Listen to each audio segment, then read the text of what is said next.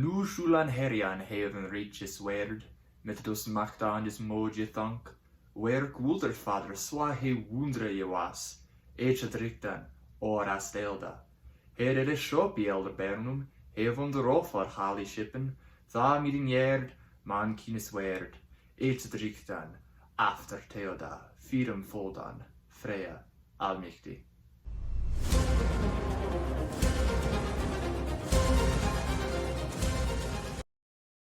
Hello and welcome to Liam's Lyceum. I'm your host, Liam, aka Himbar, and today I am just participating again in Poetry Thursday. That poem I just recited from memory, don't be that impressed. It's one of the only poems I have memorized, and that is the West Saxon standardized version of Cædmon's hymn.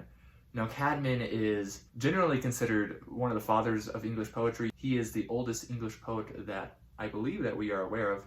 So that was an Anglo-Saxon, also called Old English. Cædmon actually gets a little bit talked about him by Bede, or Beda, the Venerable Bede, in his Ecclesiastical History of the English People.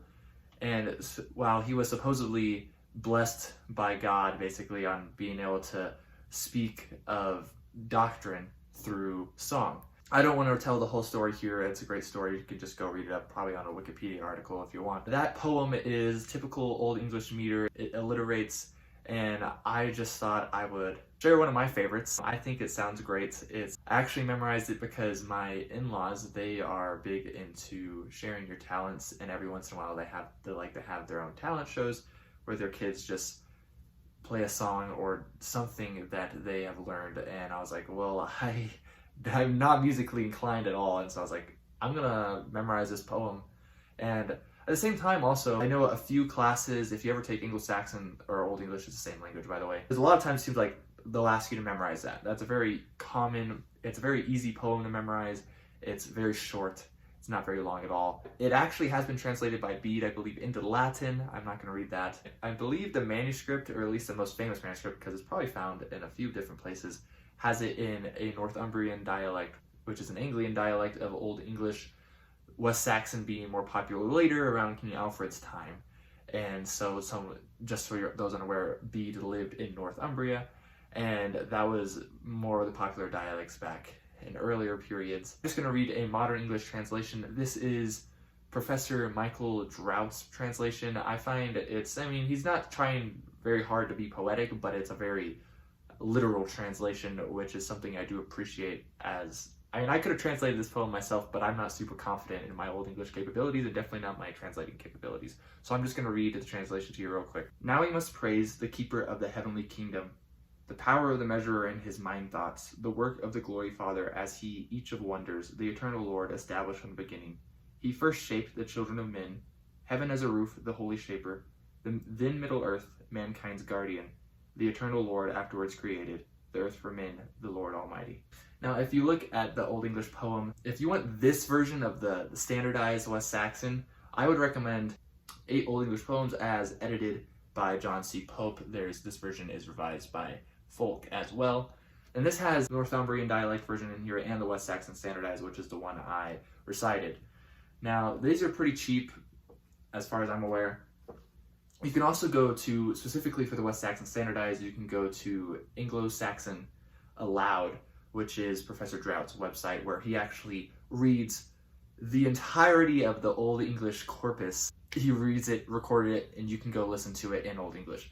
It's a great resource. I have a lot of it on on CD, but might as well use the website, Anglo-Saxon Aloud. For me, it's really interesting because I don't want to go too much in depth on this poem. I just want to keep this nice and short. I love the use of compounding, even in some cases where it's just like, why exactly would you compound this? And you probably wouldn't maybe in normal conversation. Like he says mind thoughts, and it's just like, well, what other kind of thoughts are you having, you know?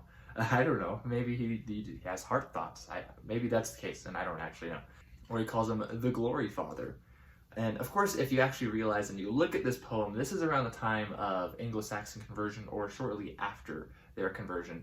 And so it's interesting to see, just read the poem, it's very un-Christian. It's not, it fits very much in a Christian theme, Christian setting. It sounds Christian if you want it to sound Christian, but it also doesn't sound Christian if you don't want it to sound Christian. It sounds very much like it would have appealed to pagans, people following Anglo-Saxon deities, as well as the newly converted Christians. I find that very interesting. I don't know, Cædmon was known for his poetry, and I'm probably trying to get people to church or something. And one thing that I would like to point out that you may haven't heard is middenjerde, which is basically translated in modern English as middle yard. In this case, yard is earth, and we don't use it in that sense, so you'll hear it more often translated as middle earth. And it's this phrase, though not pulled from this poem, where Tolkien got his name for his Middle Earth. That's just a common phrase for the place of men. It's Midgard, right? It's also related to that. Middenjerde. The Jerd is a G, but the G's became wise, just to put it simply, in a lot of cases. It's interesting that it's their middle enclosure, you know, that's where Earth is, that's where the men reside. And also, same in Tolkien's Legendarium. So, I don't know if you notice that. Other words I feel like are just, you would kind of catch, like, Heaven is heaven. Riches is kingdom, though it's related to the German word Reich, if you hadn't noticed. Ward is like guardian, ward, if you know the word ward. Or guard and ward are basically the same word. And then Allmächtig, which is almighty. I believe that's an English translation. You could even call it a calque, I think. I just got back from vacation. I'm kind of out of it. I'm trying to record some videos. Maybe this made sense to y'all. Hopefully you got something out of this poem. And I will see you hopefully again on Thursday next week for some more poetry. Thanks for joining me. This has been Liam with Liam's Lyceum, and until next time.